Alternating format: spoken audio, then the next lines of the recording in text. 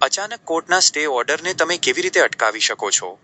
નમસ્તે મિત્રો, ધારો કે તમે પૈતૃક જમીન ધરાવો છો, દુકાન ભાડે આપી છે, અથવા તમારી મિલકત અંગે કાનૂની વિવાદની અપેક્ષા રાખો છો.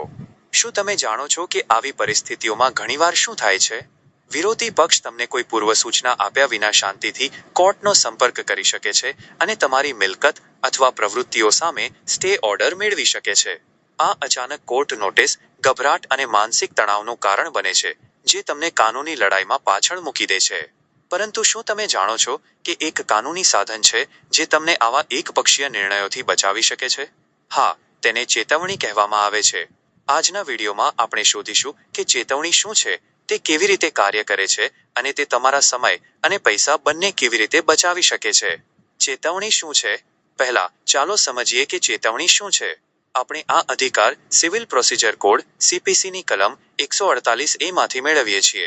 સરળ શબ્દોમાં કહીએ તો, ચેતવણી એ કોર્ટમાં રજૂ કરવામાં આવતી ઔપચારિક આગોતરી સૂચના અથવા વિનંતી છે.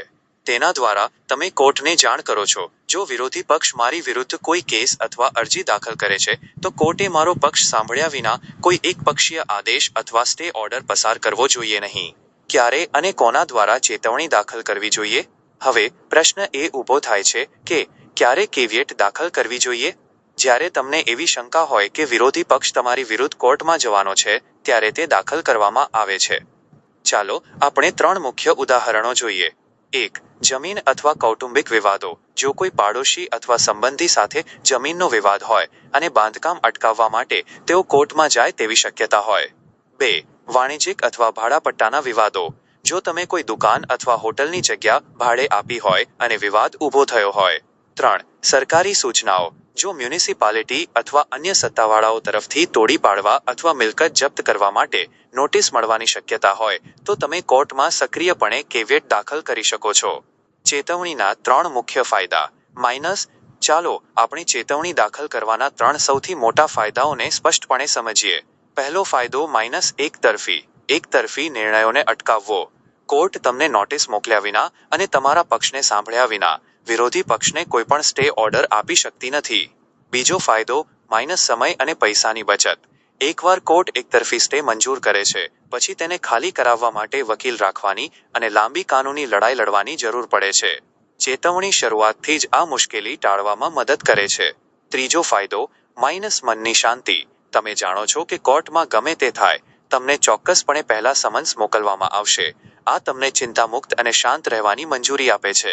ચેતવણી દાખલ કરવા માટેની પ્રક્રિયા અને નિયમો. ચાલો હવે જોઈએ કે તેને કેવી રીતે ફાઇલ કરવી. પ્રક્રિયા એકદમ સરળ છે, પરંતુ એક મહત્વપૂર્ણ શરત છે. 4. અરજી તૈયાર કરવી. કારણ કે વિવાદ કઈ કોર્ટમાં સમાપ્ત થઈ શકે છે તે ચોક્કસપણે આગાહી કરવી હંમેશા શક્ય નથી, જેમ કે સિવિલ કોર્ટ અથવા ડિસ્ટ્રિક્ટ કોર્ટ. ચેતવણી અરજી જાણકાર અને સક્ષમ વકીલ દ્વારા તૈયાર કરવી જોઈએ. 5. વિરોધી પક્ષને સૂચના. આ સૌથી મહત્વપૂર્ણ નિયમ છે. કોર્ટમાં ચેતવણી દાખલ કરતા પહેલા તેની નકલ વિરોધી પક્ષ, જે વ્યક્તિ પાસેથી તમે કાનૂની પડકારની અપેક્ષા રાખો છો, ને રજિસ્ટર્ડ પોસ્ટ અથવા સ્પીડ પોસ્ટ દ્વારા મોકલવી ફરજિયાત છે. 6. કોર્ટમાં ફાઇલિંગ. અરજી સાથે પોસ્ટલ રસીદ જોડીને કોર્ટમાં ચેતવણી દાખલ કરવામાં આવે છે. આ પ્રક્રિયામાં પોસ્ટલ રસીદને સૌથી મહત્વપૂર્ણ દસ્તાવેજ માનવામાં આવે છે. વધુમાં, ભવિષ્યના સંદર્ભ માટે રસીદમાંથી ટ્રેકિંગ નંબરની નોંધ લો. સત્તાવાર પોસ્ટલ વેબસાઇટ પરથી ટ્રેકિંગ રિપોર્ટ ડાઉનલોડ કરો અને પોસ્ટમાસ્ટર દ્વારા તેના પર સ્ટેમ્પ લગાવો. આ પછીથી ઉપયોગી સાબિત થશે. સૌથી મહત્વપૂર્ણ મર્યાદા 90 દિવસનો નિયમ.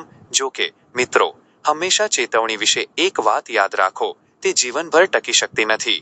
તે ફાઇલ કર્યાની તારીખથી ફક્ત 90 દિવસ, એટલે કે 3 મહિના માટે માન્ય રહે છે. જો વિરોધી પક્ષ આ 90 દિવસની અંદર કેસ દાખલ ન કરે, તો ચેતવણી સમાપ્ત થઈ જાય છે. જો તમને લાગે કે ધમકી હજુ પસાર થઈ નથી, તો તમારે 90 થકોના સમયગાળા પછી નવી ચેતવણી દાખલ કરવી જોઈએ.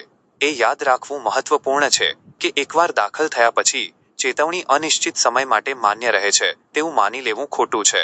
ટૂંકમાં, ચેતવણી એ બીજા પક્ષને કેસ દાખલ કરતા અટકાવવા માટે કાનૂની સાધન નથી. તેના બદલે તે એક કાનૂની રક્ષણ છે, જે ખાતરી કરે છે કે કોર્ટ તમારા પક્ષને સાંભળે છે. ચેતવણીઓ અંગેની આ માહિતી વિશે તમારા વિચારો ટિપ્પણીઓમાં અમને જણાવો. જો તમને આ કોર્ટ અરજી વિશે વધુ વિગતવાર માહિતી જોઈતી હોય તો કૃપા કરીને એક ટિપ્પણી મૂકો અને અમે આ વિષય પર એક નવો વ્યાપક વિડિયો બનાવીશું. જો તમને આ માહિતી ઉપયોગી લાગી તો કૃપા કરીને વિડિયોને લાઇક કરો અને ચેનલને સબસ્ક્રાઇબ કરવાનું ભૂલશો નહીં. આભાર.